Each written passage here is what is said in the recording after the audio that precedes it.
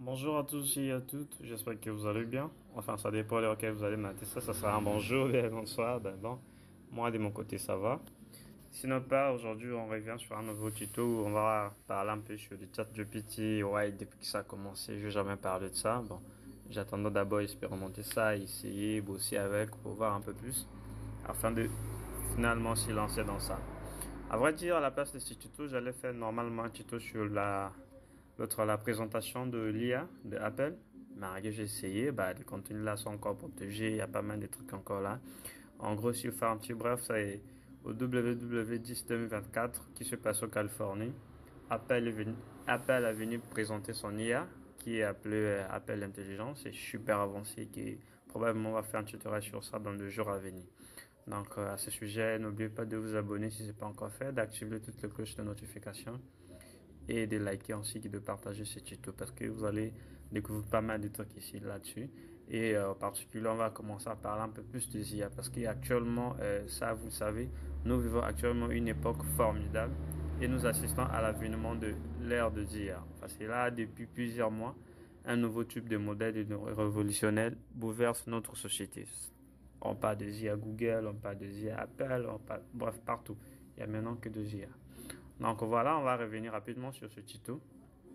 Sinon, après plusieurs rumeurs qui couraient sur OpenAI, qui devaient publier un nouveau chip, parce qu'on parlait de GPT, on parlait de pas mal de versions. Il était question, parce que le tout premier là, il était un peu plus idiot, que je veux dire, parce qu'il y a eu quelques sondages qui sont passés.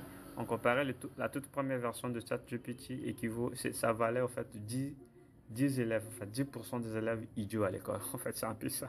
Mais apparemment, le ChatGPT 4 vaut maintenant 10% de meilleurs élèves à l'école. Donc, ils ont fait vraiment des progrès. Tout ça, on va découvrir ici parce qu'après plusieurs rumeurs que je venais de dire, enfin, OpenAI vient de déployer son nouveau modèle IA, capable de comprendre le texte, mais aussi les images. C'est ce qui fait la différence. Parce que le tout premier, c'était juste une question textuelle. Donc, il n'était pas là à voir des images, à écouter des audios, tout ça là, non. Mais celui-ci, les gars, c'est bizarre. Il est capable de visualiser, capable d'écouter. Donc, vous allez voir même les démonstrations à l'AI, comme ils sont en train d'échanger avec ces gars-là. Donc, à la présentation, d'ailleurs, il y a toute une vidéo là-dessus. Hein, si vous voulez, vous pouvez aller prendre également. On verra comment est-ce qu'ils sont en train d'échanger. D'ailleurs, dans peu de temps, je vais laisser un truc et là, vous allez voir la conversation entre ces IA. Donc, c'est super, super, super chouette, les gars. C'est vraiment ce qu'on va découvrir ensemble avec vous. Donc, laissez brancher. Je vais laisser toute une place à ces gars-là. Ils vont faire une présentation, comment ils sont en train de converser avec ce statut GPT 4. Et ce qui est encore très important avec, c'est complètement gratuit. Même si la version gratuite n'est pas trop formidable que ça, mais vous profitez déjà de beaucoup de fonctionnalités que vous pouvez déjà suffisamment utiliser. La version payante, celui qui est à 20 euros, et ben vous allez gagner à peine quoi, 4 3 ou plus, les fonctionnalités encore plus que ça. Donc moi, je ne me vois pas payer 20 euros chaque fin du mois pour en bénéficier de quelque chose que je peux utiliser de façon gratos. Ah non. Et comme je disais, prochainement, on va parler forcément des IA d'Apple parce qu'apparemment, il n'y a pas longtemps, hein, tout le monde se disait, ah bah, tout le monde est là avec les IA, mais Apple, qu'est-ce qu'il faut là, putain de merde alors. Bah voilà, comme d'hab, iPhone doit prouver que c'est lui le génie, c'est lui le champion du monde parce qu'on sait, avec plus de 6 milliards, je crois, 6 milliards de smartphones dans le monde, Apple a environ quoi 20% de ça. Donc, c'est vraiment la partie intéressante de ça. Et quand tout le monde était là, OpenAI était là, Microsoft avec OpenAI, Google avec son truc, tout le monde présentait ses IA. Hein, iPhone disait rien de tout.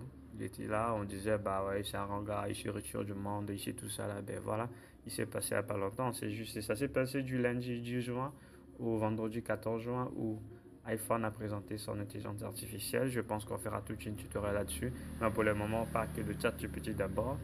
Ça fait le buzz un peu partout, mais il fallait que vous sachiez également parce que vous pouvez utiliser sur votre smartphone, vous pouvez utiliser également sur vos ordinateurs, c'est-à-dire il y a des applications que vous pouvez télécharger sur Play Store complètement gratos, tout autant que vous pouvez télécharger sur la Play Store aussi, quoi que je veux dire, App Store également, totalement gratos pour utiliser tes iPhones.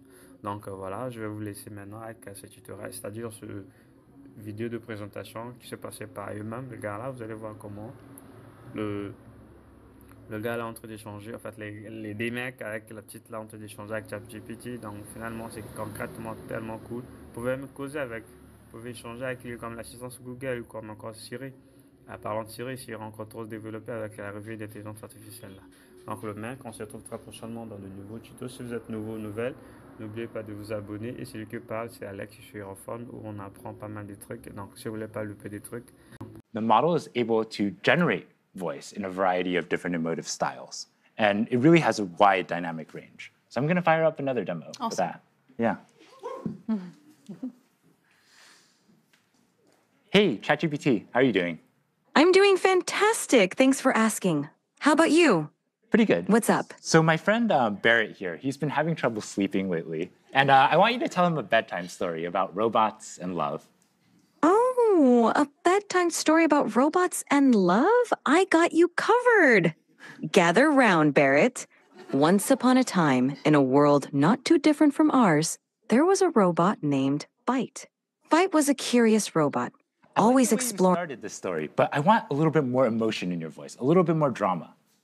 Got it. Let's add some drama. Once upon a time, in a world not too different from ours, there was a robot named Byte. No, ChatGPT. I really want maximal emotion, like maximal expressiveness, much more than you were doing before. Understood. Let's amplify the drama.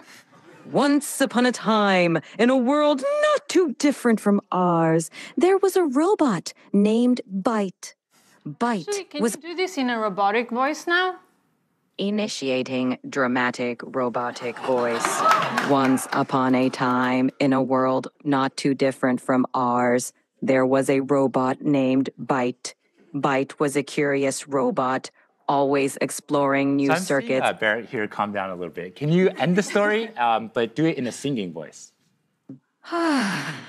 And so Byte found another robot friend, and they lived circuitly ever after. Thank you so much. I definitely feel a lot more relaxed.